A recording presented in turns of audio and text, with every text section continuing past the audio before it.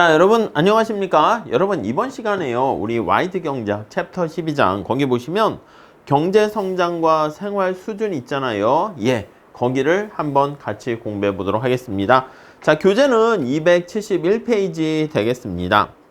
자, 우선 인트로 측면에서 한번 보시면 세계 여러 나라의 경제 성장 이렇게 나와 있습니다.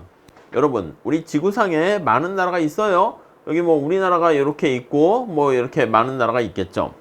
근데 세계 여러 나라가 경제가 성장하는 그 속도가 다르단 말입니다.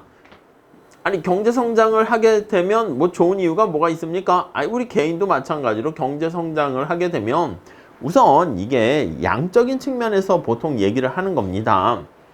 사실은 경제 성장이 돼서 우리가 개개인들도 돈을 많이 벌었다 해서 행복이 반드시 증가하는 건 아닙니다.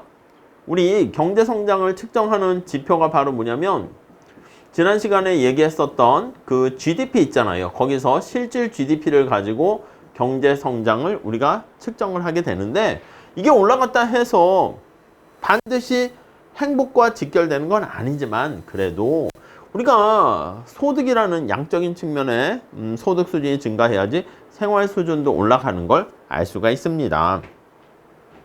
자, 그래서 빠르게 성장하는 나라가 어느 나라가 있는가 보면 미국이라든가 우리나라, 일본 뭐 이런 나라들이 포함되어 있죠.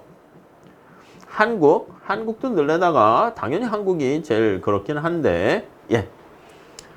자, 선진국은 인도나 나이지리아 같은 후진국, 인도는 이제 많이 올라갔지만 나이지리아 같은 후진국과 비교해 봤을 때 평균 10배 이상 소득 수준이 높습니다. 약간 많은 후진국의 나라들이 있는데 이렇게요. 격차가 10배 이상 벌어집니다. 10배 이상. 뭐 우리 개인도 약간 양극화 때문에 그렇게 되기도 하죠. 자, 소득 격차는 삶의 질이라 할 수 있는 생활 수준의 차이. 그래서 이런 GDP의 격차가 발생하게 되면 이러한 소득 격차는 앞에서 말씀드린 생활 수준의 격차로 이어지게 되고요. 자, 이런 생활 수준의 격차는 삶의 질, 이렇게 격차로 또 이어집니다. 오케이. 뭐 이건 뭐 그냥 상식적인 얘기고요. 생활 수준이 높다는 말은 더 좋은 음식을 먹고 영양 상태도 좋고 TV를 비롯한 자동차, 휴대폰 등 다양한 상품과 품질도 좋은 상품을 소비한다. 이런 의미를 나타냅니다. 자, 근데 이게 빠르게 성장하는 게 당연한가? 아닙니다. 세계 역사적으로 우리가 쭉 살펴보면 시간이 이렇게 있잖아요. 여기 실질 GDP로 표현한 경제 성장 수준을 보면요.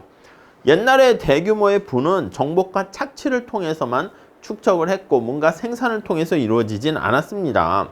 많은 노예들을 착취한 결과라고 볼 수가 있는데 옛날부터요. 로마 시대 때부터 인류의 경제 성장의 속도는 거의 이렇게 돼 있어요. 이러다가 거기 나와 있는 밑에서 네 번째 줄 우리가 소위 말하는 산업혁명이 발생하게 되면서 뭐 1700년대 후반부터 1800년대 초반의 산업혁명을 통해서 여기서 급격하게 이렇게 올라가게 되는 거예요. 그러니까 진짜 어떻게 보면 혁명이라고 할 수가 있겠죠. 산업혁명이 이렇게 일어나게 됩니다. 자, 여기서 연평균 $500 수준으로 변화가 없던 1인당 소득이 산업혁명을 전후로 해서 급격하게 증가하기 시작했고요. 산업혁명의 혜택을 누린 국가, 이렇게 빠르게 성장한 국가랑 어떤 나라는 그렇지 못한 국가가 발생하게 되었습니다. 오케이.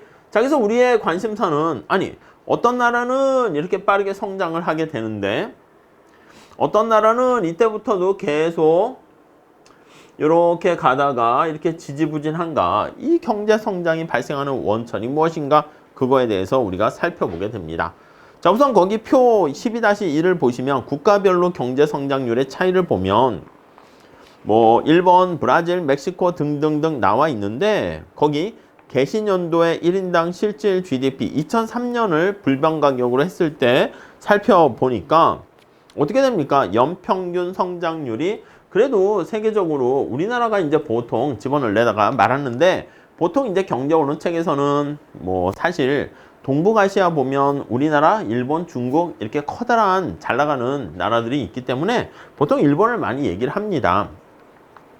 연평균 성장률이 2.79 거의 이렇게 되니까 가장 빠른 속도가 있다는 거, 속도에 있다는 거 알 수 있고요. 방글라데시 같은 경우에는 거기 보니까 1.16 연평균 성장률이 되게 낮다는 걸 알 수가 있습니다. 여러분 거기 보시면 연평균 성장률 요게 있잖아. 성장률. 그러면 이게 뒤에도 나오긴 하는데 성장률과 관련해서 70의 룰이라는 게 있습니다. 70의 법칙이라는 게 있는데 어떤 A라는 파이가 있습니다. 그럼 이게 2배가 되는데 걸리는 시간을 우리가 복리로 어림짐작해서 계산을 하게 되면요. 만약에 거기 나와 있는 것처럼 성장률이 한 3%다 라고 하면 3% 그럼 70을 이렇게 3으로 나눠줍니다. 그럼 3, 2는 6, 3, 3은 9, 대략 23년이 지나가게 되면 지금의 경제 규모가 2배가 된다라는 2배가 되는 거를 쉽게 알아내는 법칙 이렇게 나와 있는데 참고로 보시죠. 자, 그렇게 돼 있고 밑에 참고 그림도 한번 표도 한번 보세요. 산업혁명 이후 서유럽 국가들은 기술혁신, 생산성, 1인당 소득 우리가 뒤에 다시 얘기할 겁니다. 거기 보니까 1800달러를 처음 넘어선 연도가 네덜란드가 제일 빠르네요. 영국, 미국, 일본, 한국, 중국 이런 식으로 되어 있고요. 거기 보니까 1인당 국민소득도 거기 나와 있고 배수 기간도 거기 나와 있는데 참고로 보시면 될 것 같습니다. 자, 아무튼 지금 말씀드리고자 하는 것은 무엇이냐면 아니 어떤 나라는 이렇게 경제가 빠르게 성장하고 어떤 나라는 이렇게 서서히 성장하게 되는가 그 원인을 우리가 살펴보려고 합니다. 자, 그래서 경제 성장의 원천 그거를 볼 건데 그걸 하기 전에 먼저 생산함수라는 수학 체감 현상 그걸 먼저 살펴보도록 할게요. 자, 생산함수는 미시에서도 우리가 얘기를 하는데요. 자, 뭔가를 만들어내기 위한 아웃풋과 관련된 것이죠. 그래서 원래는 이렇게 Q 해가지고요. 기술이라는 게 있고 노동과 자본이 이렇게 들어가게 됩니다. 자, 근데 우리가 지난 시간에 말씀드린 것처럼 우리는 거시경제 전체적으로 살펴보게 되고요. 요걸 집계해서 더한다라고 생각하시면 되겠어요. 그래서 Y라고 나타내는 것은 각각의 생산량들을 다 서메이션 했다 이런 생각으로 보시면 되겠습니다. 자, 그리고 거기 나와 있는 A 대신에 이렇게 쓸 수 있겠죠. 이렇게 쓸 수 있을 텐데 A 대신에 1을 집어넣고요. 그리고 자본은 그냥 우선 없다 고정돼 있다라고 생각하시면 노동만이 중요한 걸로 이렇게 단순화 시켰습니다. 오케이? 자, 그래서 생산함수와 수학체감 현상 이렇게 나와 있는데 생산함수 형태가 이렇게 생겨 있어요. 이렇게 생겨 있을 때 구체적으로 밑에 그림에 나와 있는 것처럼 보통은 이렇게 루트 속에 많이 집어넣어서 표현을 합니다. 자, 그러면 이거를 만약에 여기다 그래프를 그리게 되면 루트를 씌우게 되면요. 이게 노동이고 Y가 되었을 때 이렇게 모양이 생겨 있다는 거야. 그래서 1일 때 1, 0일 때 0. 4일 때 2 이렇게 되겠죠. 자, 그래서 여기 보시면 L이 증가시 Y는 증가하는데 근데 but 이때 어떻게 증가하냐면 빠르게 체증적으로 증가하는 게 아니라 체감적으로 증가한다라는 것을 알 수가 있습니다. 오케이? 이해 가시겠죠? 자, 그래서 거기 첫 번째 줄에 보시면 멜더스라는 학자는요. 1789년에 인구론이라는 책을 쓰게 됩니다. 구글링 한번 해보시고요. 자, 멜더스는 인구론이라는 책에서 뭐라고 얘기했냐면 아니, 거기 보시면 경제 성장에 대해서 굉장히 비관적인 예측을 했습니다. 그래서 경제학을 음울한 학문이다 이렇게 얘기하기도 했어요.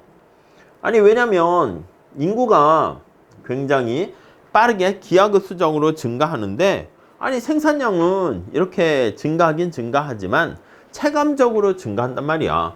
즉 거기 밑에도 나와 있는 것처럼 이렇게 볼까요? 노동을 한 명 증가했는데 그때 아웃풋이 나타나는 게 점차 작아지게 되는 것을 알 수 있습니다. 요거 그래서 그걸 뭐라고 얘기하냐면 수학 체감의 법칙이 존재한다. 한계 생산 체감의 법칙이 존재한다. 이렇게 얘기합니다. 여기 보시면 이렇게 접선의 기울기라고 할 수 있는 노동의 한계 생산이 체감하는 것이죠. 자, 거기 보시면 사과 농장에서 사과를 심어 가꾸고 수확하는데 투입되는 노동만 유일한 인풋이라고 할게요. 심플하게 얘기를 한 거야. 그때 노동자들이 여기 사과나무가 있어요. 그러면 사과가 이렇게 열리지 않았겠습니까? 이렇게요. 그럼 노동자들이 뭐 사실 능력이 떨어진다기보다는 뭐 키가 다들 비슷하다 할게. 첫 번째 노동자가 오면 요거 사과를 이렇게 따고요. 요것도 사과를 점프해서 따고요. 이렇게 딸 수 있는데 그 다음 노동자가 왔을 때는요. 당연히 여기에 있는 사과는 다 따버렸으니까 이 위에 사과를 따려면 좀 힘들어. 점프를 많이 해야 되고 성과가 떨어집니다. 또 세 번째 노동자가 만약에 추가적으로 또 오게 되면은 얘는 요 앞에 나와 있는 사과들은 이미 다 따갔단 말이지. 저 위에 있는 사과를 따려고 하면 뭔가 도구가 있어야 돼. 긴 막대기라든가 사다리라든가 이런 게 없으면 나무를 타고 올라가야 되니까 굉장히 힘들어요. 힘들다는 건 뭐냐면 점차 추가적인 노동을 했을 때 아니면 노동자가 들어왔을 때 얻게 되는 생산량이 점차 작아지는 걸 알 수 있습니다. 자, 그게 거기 보시면 수학 체감의 법칙이 작동한다. 이렇게 보시면 되겠습니다. 그러니까 노동자를 한 명 더 추가적으로 채용했을 때 아니면 노동자를 한 명 더 시간을 투입 노동시간을 증가시켰을 때 이 한계 생산이 체감한다. 그러니까 여기다 표시하면 노동자를 한 명 증가시켰을 때 여기 Y라고 쓸게요. 어떻게 되는가? 증가하긴 증가하는데 체감적으로 증가한다는 것을 알 수 있습니다. 자, 다음 페이지 거기 가보시면요. 그래서 두 번째 단락에 보시면 수학 체감 현상이라는 것은 노동의 투입량을 증가시킬 때 생산량이 증가하긴 증가해요. 얘가 0보단 커. 그렇지만 이게 증가하는 정도가 점차 작아진다라는 것을 알 수가 있습니다. 처음에 이렇게 있다가 작아지는 거. 접선의 기울기로 이제 조금 접선의 기울기로 해서 표현하기도 하죠. 자, 그 정도 내용을 보시고요. 그래가지고 우리가 이걸 왜 했습니까? 하면요. 거기 밑에 나와 있는 성장 회계, 성장의 요인을 분석하려고 합니다. 지금 말씀드린 것처럼 이게 성장과 관련한 생산 함수 이렇게 돼 있잖아요. 아니, 어떤 경우에 이 아웃풋이 생산이 증가하겠습니까? 라고 하면요. 당연히 첫 번째는요. 노동을 증가시킬 때 한 가지 방법이 있겠고요.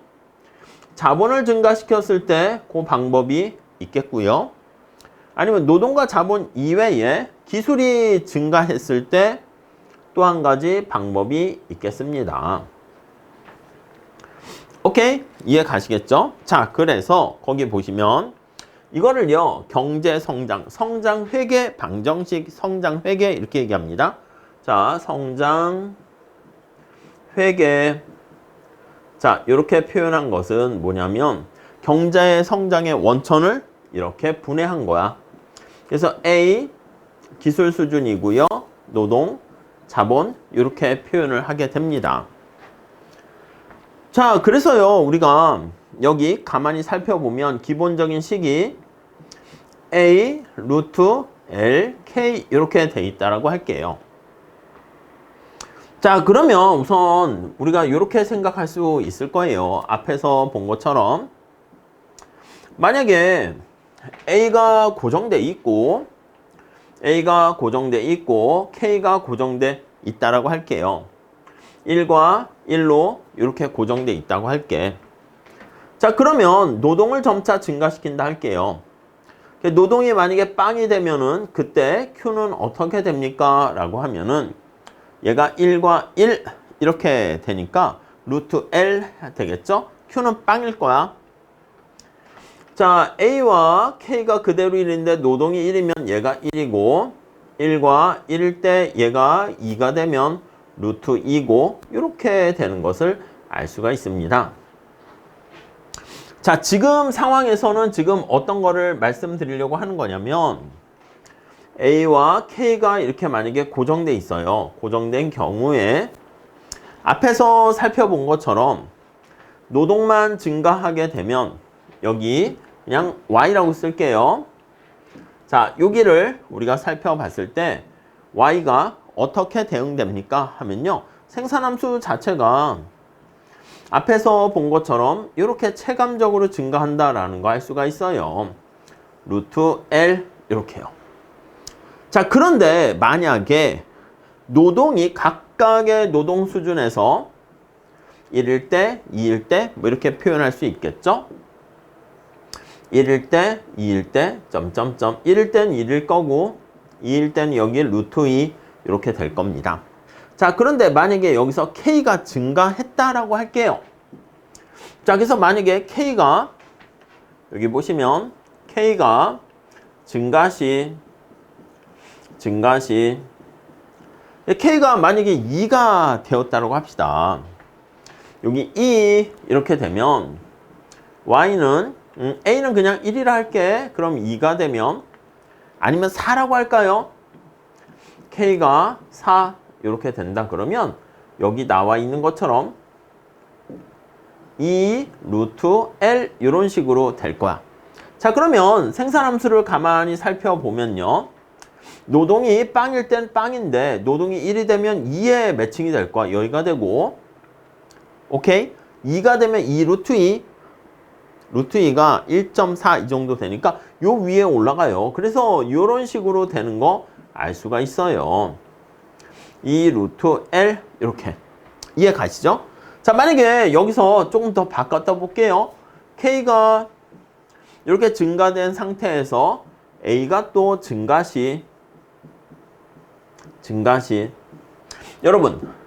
여러분들께서 이 K가 뭔지 처음에 미시를 안 드렸으면 헷갈릴 수 있는데 앞에서 말씀드린 것처럼 노동자가 뭔가 사과를 따려고 할 때 도구가 없으면 땅을 팔려고 할 때 도구가 없으면 힘들잖아. 근데 이 노동자는 만약에 긴 뭐 장대를 하나 있거나 아니면 사다리라는 도구가 하나 더 있게 되면 사과를 따는데 나무 위에 올라가기가 굉장히 손쉽게 되겠죠. 그렇기 때문에 여기 나와 있는 것처럼 생산성이 올라가게 되는 것을 알 수가 있고요. 요거 한 개 생산 구하면 한 개 생산이 커진다는 거 확인할 수 있겠습니다. 자, 그것뿐만 아니라 A가 만약에 증가하게 되면 뭔가 사과를 따면서 기술적인 요령이 생기고 뭐 여기 나와 있는 사다리 같은 것도 더 활용할 수 있게 된다면 자, 그래서 여기 K가 4 이렇게 돼 있는 상태인데 K가 또 1이 아니라 2가 되었다라고 할게요. 그래서 K가 2가 된다면 그리고 앞에 얘기한 것처럼 K도 4가 된다면 그럼 생산함수는 어떻게 변하겠습니까? 여기 나와 있는 것처럼 2에다가 루트 4 이렇게 쓸게요. 그래서 L에다가 4 이렇게 되니까 2가 앞으로 나와서 4 루트 L 이렇게 되는 거 알 수 있어요. 그러면 거기에 나와 있는 것처럼 생산함수가 또 위로 이렇게 올라가게 되는 것을 알 수가 있습니다. 이해 가시겠습니까? 자, 그래서 다시 한번 정리해 볼게요. 275 페이지에 가보시면 요거와 관련한 걸 추상적으로 표현을 해주고 있습니다. 자, 수평축에 거기 보시면 노동을 증가시켰을 때 국민소득이 어떻게 되는가? 자, 거기 보시면 이렇게 돼서요. A에서 B로 연결한 것은 뭐가 됩니까? 라고 하면 노동의 투입량이 증가했을 때 그걸 나타내요. L0에서 L1으로 증가했을 때 거기 A점에서 B점 이렇게 된 거는 자, 생산함수는 고정돼 있어. A가 고정돼 있고 K도 고정돼 있는 상태에서 거기에서 노동만 변화시키고 있는 거예요. 자, 그래서 얘가 노동만 증가했을 때 아웃풋이 얼마나 증가했니? 요거를 나타내고 있고요. 근데 만약에 거기 있는 것처럼 K에서 K1, K가 증가했단 말이야. 그럼 생산함수가 상방 이동하죠. 그래서 A, F에 K1 이렇게 된 걸 알 수가 있고요. 그래서 여기 이제 새로운 함수로 이제 바뀌게 되었고요. 자, 그 다음에 K 값은 그대로 가만히 있는데 여기 기술이 증가한 거야. 그래서 A 거기 보시면 요게 변한 거예요. 여기 보시면 얘가 제로고 얘가 제로고 얘는 1 이렇게 쓰면 좋겠네. 그리고 얘는 K1 이런 식으로요. 물론 여기다가 조금 더 디테일하게 쓸 걸 그랬어요. 여기다가 만약에 노동을 표현을 한다 그러면 노동은 변하니까 노동은 이렇게 있어요. 자, 그래서 만약에 우리가 어떤 국가가 노동이 L0일 때 A점이었다가 노동이 L1 되었을 때 거기 보시면 D까지 이렇게 됐다고 할게요. D점으로 이렇게 해서 경제가 성장했다라고 할 때 여기 노동을 한 단위 증가시켰는데 여기 D까지 가게 되었을 때 이렇게 표시할게요. 여기서부터 이렇게 삼각형을 그릴 수 있는데 이 국민소득이 증가하게 된 원천의 크기를 분해한다라고 보시면 되겠습니다. 이렇게 수직거리로 얼마나 증가했는가 그거를 한번 분해하는 거야. 우리가 이제 보통 현실에서도 어떤 사람이 뾰족한 학점인 A뿔을 받았어. 아니 그랬을 때 A뿔을 받은 시험에 합격했어. 합격의 원천이 뭐가 있을까? 여러 가지가 있겠죠. 자, 그래서 그거를요 분해하는 작업을 한 겁니다. 여기 보시면 요만큼이 이제 노동이 증가해서 발생하게 된 크기, 요만큼이 자본이 변화하게 된 크기 보이시죠? K가 변화한 거야. 그리고 요만큼이 이건 차이가 나는 게 뭐야? 기술이 변화한 크기 이렇게 볼 수가 있습니다. 자, 그래서 여기 L0에서 L1으로 노동이 증가했는데 그랬을 때 여기서부터 이만큼까지 소득이 증가하게 되었고요. 여기 나와 있는 게 바로 노동의 기여도를 나타내는 겁니다. L의 기여도의 크기, 기여의 정도.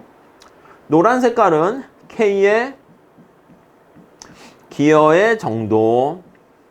빨간 색깔은 A 기술의 기여 정도, 기여도의 정도 이렇게 되는 것을 알 수가 있습니다. 자, 그래서 거기 보시면 앞에 얘기한 것처럼 Y가 A 생산함수를 써서 K, L 이렇게 나눠서 보게 되면 자, 경제 성장률은 어떻게 됩니까? 이거 나중에 뭐 콥다글라스 생산함수나 뭐 그렇게 바꿔가지고 얘기할 거야. 그래서 우리가 표현할 때는 경제 성장률은 보통 이제 이렇게 표현하기도 합니다. 만약에 A가 있고 K의 알파, L의 1-알파 이렇게 하면요. 여기서 뭐 굳이 하시진 않으셔도 돼요. Y가 얼마나 증가했니? 해서 국민소득의 증가율은 원심분리기에 돌려가지고 이거를 다 나누는 겁니다. 그러면 곱하기는요. 더하기가 되고 원래 이제 로그스여서 요게 가중치로 앞으로 내려와요. 그래서 우선은 이렇게 된다는 것만 보셔도 될 것 같아요. 알파가 내려오고 K의 증가율 더하기 1-알파가 내려오고 노동의 증가율 이런 식으로 쓸 수가 있어요. 이거를 그냥 식으로 표현하지 않고 거기서는 그냥 요게 바로 국민소득이 얼마나 증가했니? 경제 성장률 이렇게 표현을 하게 된 것이고요. 자, 성장의 원천을 우리가 쪼개고 있습니다. 요게 바로 원래 이제 솔로란 학자의 이름을 따서 솔로 잔차라고 얘기하는데 노동과 자본 이외에 많은 요인들이 있을 거 아니겠습니까? 그치, 뭐 어떤 그 나라의 문화라든가 관습이라든가 제도라든가 뭐 등등등 있겠지만 그런 것들 기타 등등 노동과 자본에 캡처되지 못한 나머지들을 다 포함시켜요. 그래서 보통 기술도 여기 있다라고 생각해서 그냥 기술 거기 보시면 진보율, 진보와 관련된 것이다. 이렇게 보시면 되겠고요. 얘는 자본이 증가하는 거지. 그래서 자본의 증가율 이렇게 표현을 하고요. 요게 노동의 증가율 이렇게 보시면 되겠습니다. 노동의 증가율. 물론 요걸 이제 함수관계에 따라서 가중치로 알파에 얼마, 1-알파에 얼마 해가지고 표현을 하게 됩니다. 근데 우선 생산함수가 앞에서 본 것처럼 이렇게 수학 체감이라는 거를 보통 상정을 하는 게 또 일반적입니다. 우리들도 그렇지 않습니까? 뭔가를 하게 되면 지치고 재미가 없어지는 게 일반적이기 때문에 자, 앞에서 얘기한 것처럼 수학 체감의 법칙을 우리가 상정한다 그러면 앞서 나가는 애는 생산성이나 성과가 좀 줄어들고요. 뒤에 떨어지는 애는 속도가 빠르게 올라간다는 걸 알 수가 있어요. 그래서 우리가 거기 보시면 여기서 나올 수 있는 결론이 밑에 나와 있는 수렴가설, 추격현상이라는 게 발생할 수가 있어요. 자, 한계 생산이 체감하게 되는 그런 효과에 의해서 무슨 말씀이냐면 여기가 시간이야, 시간. 자, 어떤 사람은 좀 공부를 잘해요. 앞서가는 애가 있고 누구는 좀 뒤떨어지는 애가 있어요. 근데 요게 GDP라든가 아니면 우리가 시험을 볼 때 성적이라고 할게요. 그러면 이미 높은 성적을 요 출발점상에서 높은 성적을 유지하고 있는 사람이 있는데 얘는 이미 뭐 80점을 받고 있다 할게. 얘는 20점을 받고 있어. 그럼 80점인 애가 열심히 공부를 하더라도 증가하는 게 조금 이런 식으로 서서히 증가합니다. 근데 여기 밑에 20점인 애는 공부를 만약에 똑같이 하더라도 성과가 팍팍팍 나타날 수밖에 없죠. 조금만 공부해도 얘는 1점 올리기가 되게 어려운데 얘는 1점 올리기는 되게 쉬워. 그래서 이렇게 점차 이렇게 빠르게 성장하게 되면 늦게 이렇게 밑에 있는 친구가 앞에 있는 친구를 따라잡는 거 아니야? 그래서 캐치업이라는 표현을 씁니다. 추격한다는 말을 씁니다. 오케이? 아니면 여기 나와 있는 것처럼 수렴, 컨버전스 한다 이런 표현을 쓰게 됩니다. 그래서 이걸 추격한다, 따라잡기 현상이 발생한다. 그렇게 얘기를 하는 것이죠. 여기서 거기 우리 다시 한번 보시면 수렴가설이라는 것은 부유한 나라보다 가난한 나라의 생산성 증가율이 높기 때문에 가난한 나라는 부유한 나라의 격차를 좁히게 되면서 추격하게 된다. 이렇게 얘기를 하게 됩니다. 아니 왜 이렇게 다음 페이지 그림에 나와 있듯이 추격하는 현상이 발생하게 되는가 라고 보면요. 우리가 그냥 일반적으로 생각할 수 있는 게 첫째, 가난한 나라에서는 낮은 교육 수준이 매우 빠르게 높아질 수가 있습니다. 그래서 생산성이 낮은 나라는 과학 지식과 경영 노하우가 전 세계로 퍼져나가게 되니까 새로운 길을 개척하는 것보다 이렇게 보고 따라하는, 모방하는 겁니다. 미투 상품 비슷하게 그런 경우엔 따라하는 그런 모형 같은 경우에는 우리가 비용이 더 적게 들어요. 그래서 거기 보시면 낮은 교육 수준이 올라가면서 모방이 쉬워지게 되고 2번도 마찬가지입니다. 둘째, 새로운 첨단 기술을 개발하는 혁신보다는 모방이나 채택을 통해서 앞선 선진 기술을 채택하는 것만으로도 생산성을 높일 수가 있습니다. 그래서 교육을 첫 번째 얘기한 건 교육이 점차 증가하게 되면서 성과가 발생할 수 있고요. 뭔가 신기술 같은 경우에는 이렇게 모방해서 뺏기는 걸로 하게 되면 비슷하게 금방금방 따라갈 수 있고요. 그리고 최근에는 거기 나와 있는 인터넷이라든가 옛날엔 그런 정보나 노하우 같은 것들이 퍼져나가기가 힘들었었는데 커뮤니케이션의 수단의 활성화로 인해서 거기 보시면 정보가 확산되는 그런 효과를 보이게 됩니다. 그래서 거기서 뭐 첫째, 둘째, 셋째 이렇게 나눴지만 이러한 것들이 한꺼번에 이렇게 같이 시너지 효과를 보이게 되면서 따라잡을 수 있게 된다라고 보시면 되겠습니다. 인간의 어떤 유전자나 줄기세포, 성과, AI 이런 거에 관련된 것도 최신 논문 같은 것도 실시간에 빠르게 우리가 퍼진다는 거 알 수가 있게 됩니다. 오케이, 그 정도 정리해 주면 될 것 같습니다. 예전에는요, 제가 대학원을 다닐 때 교수님께서 야, 어떤 논문 좀 하나 구해와라. 그럼 도서관 가서 카피를 해야 되는데 학교의 도서관에 그런 논문이 만약에 없으면 뭐라고 해야 되나? 그 다음 국립도서관 이런 데 가야 되고, 거기도 없으면 가만히 봤더니 그나마 그때 컴퓨터가 있다 보니까 이제 검색을 해보는 거야. 그럼 부산에 있는 부산대학교에 그 논문이 있어. 그럼 부산대학교 거기 도서관에다가 메일을 보내서 신청을 하고 막 그런 상황이었어. 요즘은 당연히 그런 거 안 하지. 그러니까 뭔가 새로운 정보나 새로운 연구 결과가 나오게 되었다. 그럼 습득하는 속도도 당연히 더 빨라지게 되는 걸 알 수가 있습니다. 자, 그렇기 때문에 당연히 앞서가 있는 애보다 밑에 있는 애들이 모방하거나 따라잡기는 훨씬 쉽다. 이렇게 보시면 되겠습니다. 여러분, 밑에 복리의 마법은 한번 여러분들이 읽어보세요. 이건 뭐냐면 복리라는 게 이자에 또 이자가 붙기 때문에 거기 나와 있는 것처럼 밑에서 세 번째 줄 볼까요?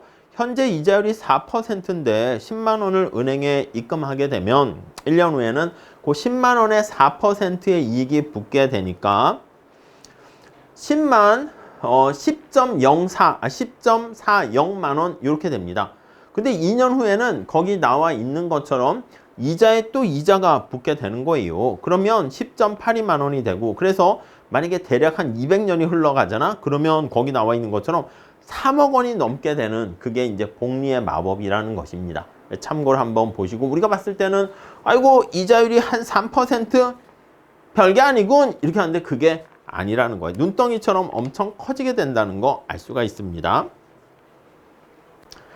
그리고 거기 오른쪽 페이지 277페이지 가보시면 알았어. 네가 지금 얘기한 따라잡기 현상이라는 거, 추격가설이라는 거 알겠는데, 아니 이게 진짜 현실에서 성립해? 실증 분석을 해봤습니다.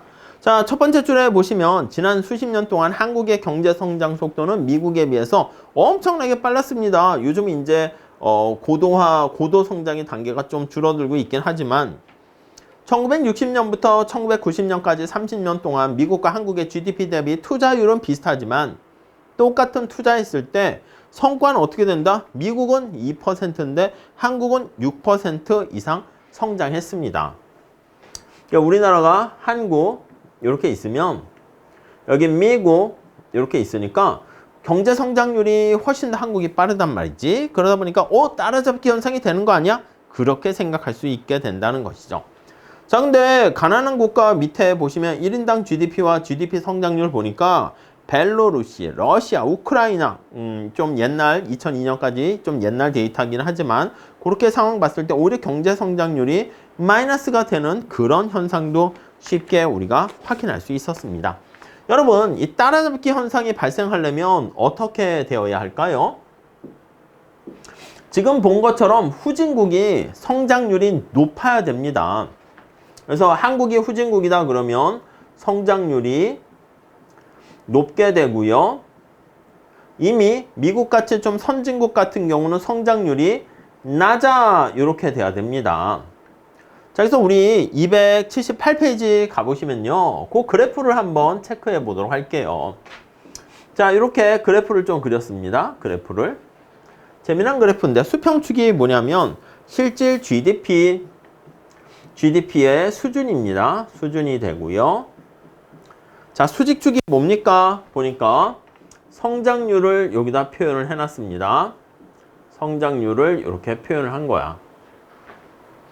자, 근데 GDP 수준이 낮은 국가가 성장률이 어떻게 몇 개 나라를 거기다 뽑아봤더니 60년부터 2000년까지 봤는데 홍콩, 일본, 아일랜드, 이탈리아, 뭐 한국도 이런 데 들어갈 수 있겠죠. 그럼 미국, 스위스 이렇게 이미 선진국에 해당하는 나라들은 이렇게 성장률이 좀 낮았습니다. 그리고 앞서 살펴본 점으로 이렇게 찍어봤더니 후진국에 해당하는 나라가 성장률이 높았어요. 이게 후진국, 여기 선진국 그룹. 그래서 이걸 살짝 이런 식으로 관계식을 이렇게 살펴봤더니 이런 점을 찍을 수 있다는 거야. 그래서 이러한 궤정, 나타나는 상관관계를 보이게 되면 GDP 수준이 높을수록 성장률이 낮다라는 것을 우리가 알 수가 있겠죠. 그러면 여기 나와 있는 이 증거는 수렴가설이 성립한다라는 거의 증거로 우리가 삼을 수가 있게 됩니다. 오케이? 근데 재미난 것은요. 아니 여기선 데이터가 A번에 나와 있는 것은 보통 OECD의 국가는 OECD 국가들을 대상으로 해서 살펴봤을 때는 이러한 형태의 관계를 보일 수가 있는데 자 오른쪽 볼까요? 자 오른쪽은요 그게 아니라 OECD 국가가 아니라 그냥 전 세계 국가를 다 대상으로 한번 보는 거야. 그랬더니 여기 나와 있는 것처럼 GDP 수준과 성장률 그걸 살펴봤더니 그래프가 어떤 관계가 돼 있습니까? 아무런 관계가 없는 것처럼 이렇게 보여요. 거기 보니까 한국, 말레이시아, 이스라엘, 아르헨티나, 나이지리아 뭐 마이너스가 되는 나라도 있고 자 그래서 아니 이렇게 되면 어떻게 돼요? 이렇게 되면 수렴가설이 성립이 안 해 이렇게 된다고. 그래서 성립하지 않는구만 이러한 결과를 얻을 수가 있습니다. 자 이렇게 OECD 국가를 대상으로 할 때는 성립해요. 성립의 근거로 우리가 주장을 할 수 있고 그래서 우리가 얘기하는 건 이럴 수 있습니다. 아 어느 정도 OECD 국가는 경제 체계라든가 그리고 어느 정도 수준이 되는 그러니까 우리도 같이 스터디를 하거나 공부를 하다 보면 좀 잘하는 친구가 있고 못하는 친구도 있는데 그 격차가 어느 정도 따라잡을 수 있는 정도가 돼야지 서로 도움을 주면서 같이 얘도 앞서 나가고 얘도 점차 올라가고 이런 결과를 초래하는데 아니 전 세계 국가를 대상으로 하면 약간 비슷비슷한 스타일이 아니라 아예 너무 지나치게 후진국이나 제도 자체가 민주주의나 자본주의 시스템이 아닌 그런 나라까지 다 집어넣으면 당연히 따라잡기 현상이 발생할 수 없다라는 걸 알 수가 있습니다. 자 그래서 거기 278페이지 한번 볼게요. 그림 위에서는 추격 현상이 이루어지는 경우랑 그렇지 않은 국가들 우리가 알 수가 있고요. 이러한 관계가 보이게 되면 추격 현상이 발생할 수 있다라는 것을 알 수가 있는데 후진국을 포함한 모든 국가, 전 세계 국가를 다 대상으로 했을 때는 애시당초 처음부터 따라잡으려고 해도 뭔가 기반이 있어야지 따라잡을 수가 있잖아요. 그렇기 때문에 나이지리아, 중앙아프리카 같은 마이너스의 실질 GDP 또 성장률 그런 걸 갖고 있는 나라들은요. 오히려 수렴가설이 성립하지 않을 수도 있다. 이렇게 보시면 되겠습니다. 자 우선 여기까지 할게요. 별거 아니고요. 경제 성장의 원천이 과연 뭐가 있는가 그런 것들을 우선 생산함수로 살펴봤고요. 그리고 한계 생산, 수학 체감의 법칙을 전제로 했을 때 수렴가설, 따라잡기, 캐치업 현상이 발생할 수 있다는 거 봤고요. 우리가 앞에서 살펴본 것처럼 이렇게 생산함수 여기 나와 있는 생산함수 곡선상에서 이렇게 증가하게 되는 것은 노동이 증가하게 되면서 생산량이 발생하게 되는 것이고 수평축의 값이 증가하면서 같이 증가한 것이고 이 곡선 자체가 이동하게 되는 것은 앞에서 말씀드린 것처럼 고정되어 있는 자본이라든가 A라는 테크놀로지 기술이 발전하게 되면 생산함수가 상방으로 시프트 되면서 수직축에 나와 있는 Y값이 커진다라는 것을 알 수가 있고요.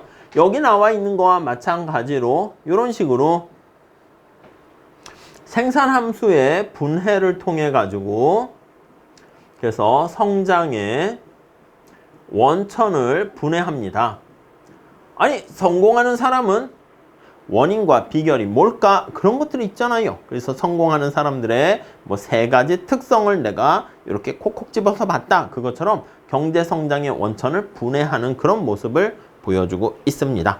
자, 뭐 간단한 얘기지만 이렇게 정리하시고요. 잠깐 쉬었다가 경제 성장의 속도에 영향을 미치는 요인은 무엇이 있을까? 간단하게 살펴보도록 하겠습니다. 자, 다음 시간에 이어서 할게요. 감사합니다.